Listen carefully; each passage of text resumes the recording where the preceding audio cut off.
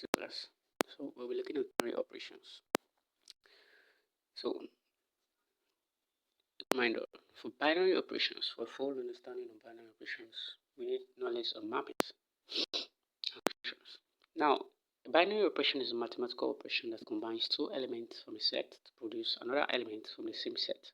It's called binary because it involves two inputs.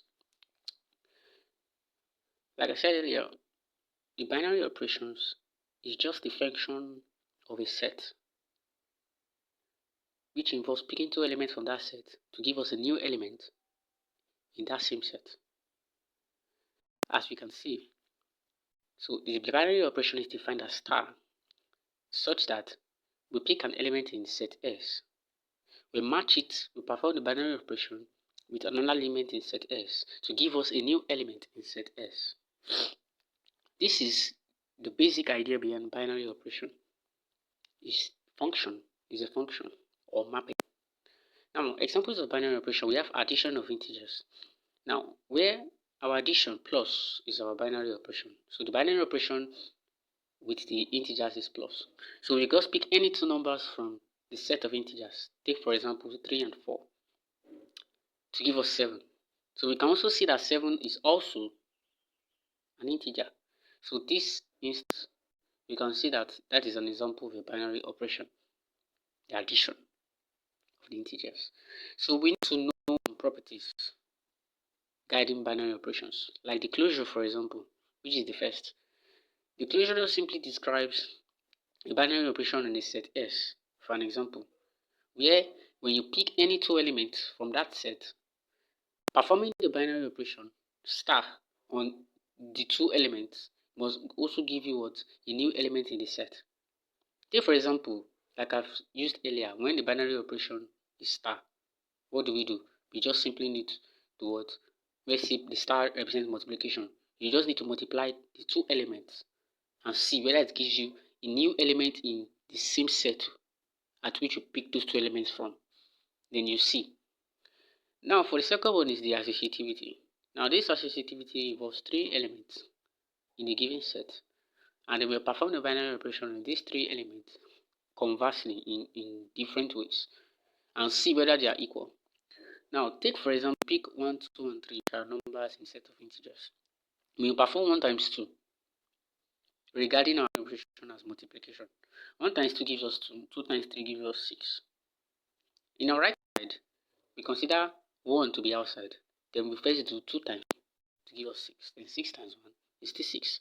So we can see for associativity, no matter how you perform your multiplication, you perform your binary operation, in either ways, it still gives you the same answer. That is when it is associative. No matter you interchange the positions of which element you multiply first, or you perform the binary operation first, it gives you the same answers. Likewise for addition, same.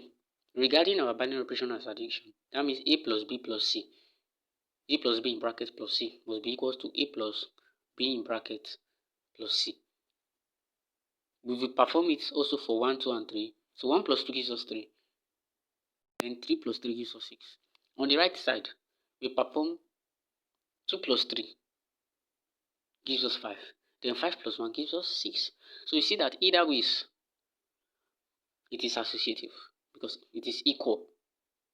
No matter how we perform the BODMAS, the laws of BODMAS, because we have to do what is inside the bracket first before we then do whatsoever that is outside with it.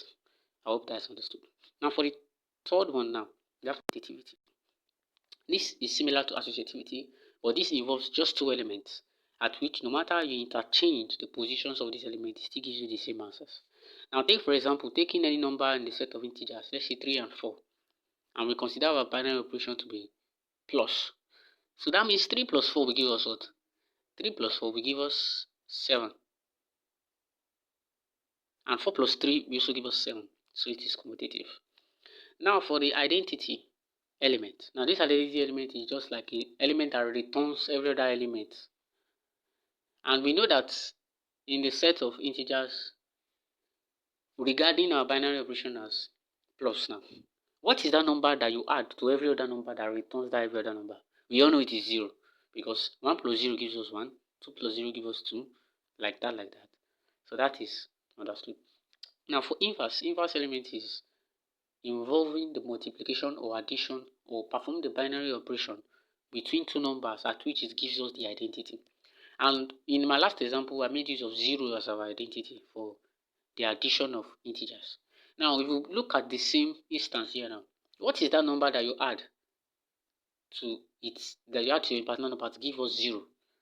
Take for example, the inverse of 2 is minus 2. Why? Because 2 minus 2 gives us 0